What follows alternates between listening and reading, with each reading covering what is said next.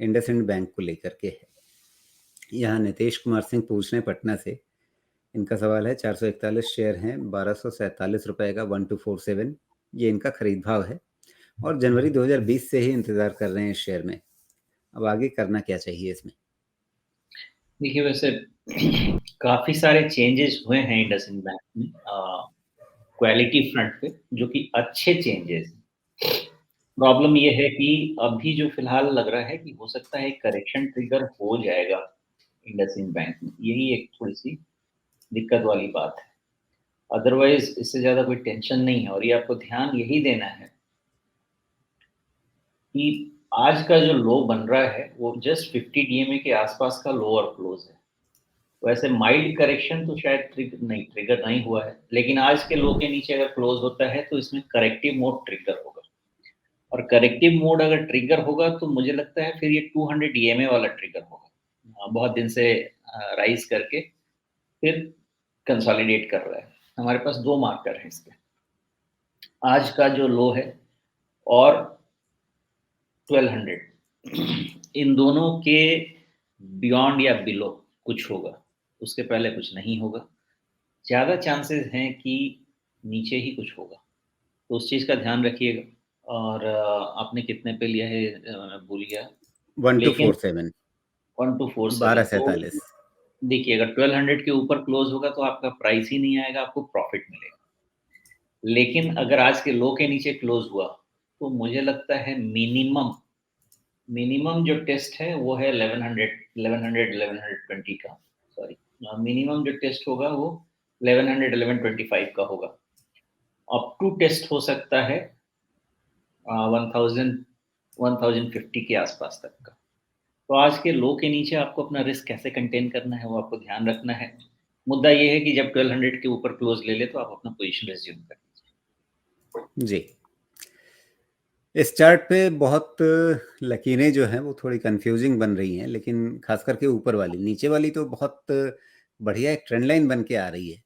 और ये trend line शायद आने वाले कुछ दिनों में 1100 के आसपास, क्या वहाँ पे सपोर्ट का काम नहीं करेगी, सहारा नहीं देगी क्या? उसके बाद सीधे हमें 200 डे मूविंग एवरेज के बारे में ही सोचना पड़ेगा। और दूसरी चीज़, ऊपर से अगर आप देखें तो या तो एक सितंबर का टॉप मिलता है और फिर अक्टूबर का टॉप मिलता है। इनको अगर मिलाएं तो ये बिल्कुल जहाँ पर अभी 20 डे और 50 डे मूविंग एवरेज है, ये इसके साथ आकर के मिल जा रहा है और वहीं पर ये शेयर है। तो एक संभावना ये कि क्या ये जो एक सपोर्ट का गुच्छा बन रहा है, मतलब तीन चीज़ें आपके पास हैं, ट्रेंड लाइन है वहाँ पे, वहाँ 20 डे मूविंग एवरेज है और 50 डे मूविंग एवरेज है। ये तीनों अगर इकट्ठा यहाँ पे हैं, तो क्या यह संभावना लेकर चलें कि शायद यहीं से एक बार फिर ऊपर की ओर पलटना शुरू कर दे? और अगर ये तीनों चीज़ें एक साथ टूट जाती हैं, तो फिर ये नीचे वाली ट्रेंड लाइन लगभग 1100 तक, क्या वहाँ तक आना पक्का हो जाएगा?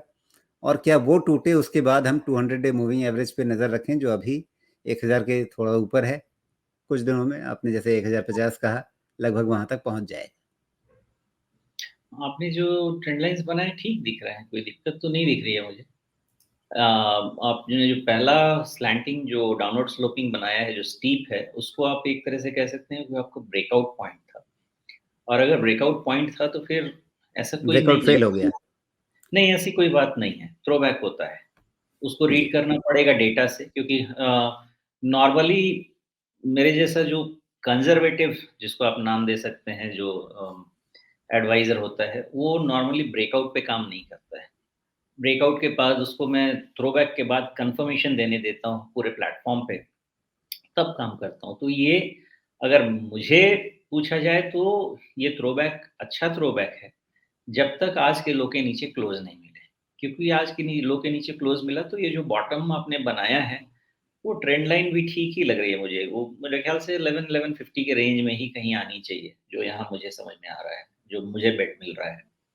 तो उतना काफ़ी है अपनी समझ के लिए। जी। और इस स्टॉक को खेलने का सेफ तरीका ये है, या तो इसको आराम से नीचे आ जाने दीजिए और फिर टर्न लेने दीजिए, या 1200 के ऊपर निकल जाने दीजिए। 1200 के ऊपर क्लोज़ लेने के बाद, इसके बाद कोई दिक्कत नहीं।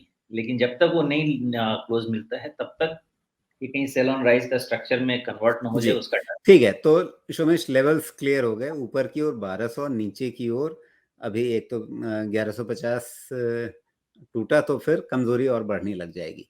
तो 1247 का इनका खरीद भाव है, लगभग 1250 मोटे तौर पे मान लीजिए। इन्हें इस समय करना क्या चाहिए, किन लेवल्स पे स्टॉप लॉस लगाना चाहिए? मेरे हिसाब से तो आजकल लोग अगर कट जाता है क्लोजिंग बेसिस पे तो निकल जाना चाहिए। और ऐसा भी नहीं है कि आपको यहाँ से छोड़ के हट जाना है। 1200 के मान लीजिए कि अगर वो फॉल्स स्टॉप लॉस ट्रिगर होता है, तो 1200 के ऊपर अगर ये क्लोज़ देता है तो रिज़्यूम कर लीजिए। आपको उसमें जो स्टॉप लॉस भी गया वो भी हो सकता है रिकवर हो जाए, उसके ऊपर प्रॉफ़िट भी मिल जाए। स्ट्रेंथ आ जाएगी उसके बाद। जी। तो चलिए नितेश जी, आप लंबे अवधि के निवेशक हैं इसमें, लेकिन अभी जो स्थितियां बन रही हैं उनके हिसाब से थोड़ा सा अगर आप टैक्टिकल स्टेप्स लेंगे, थोड़ा सा हो सकता है कि आपको कुछ शॉर्ट टर्म ट्रेड्स करने पड़ जाएं इसमें, लेकिन उससे मतलब आपके जल्दी मुनाफे में लौटने की आशाएं बढ़ जाएंगी। फिलहाल अभी इन स्तरों का ध्यान रखें। स्टॉप लॉस कहाँ लगाना चाहिए वो भी सोमेश जी ने बड़ा साफ साफ बताया। 1150 के नीचे कमजोरी बढ़ेगी तो उस कमजोरी का आप फायदा उठाएं इस तरह से कि अभी निकल जाएं, नीचे वापस खरीदने के बारे में ध्यान रखें। तो फिर आपका जो एक तरह से कह लें कि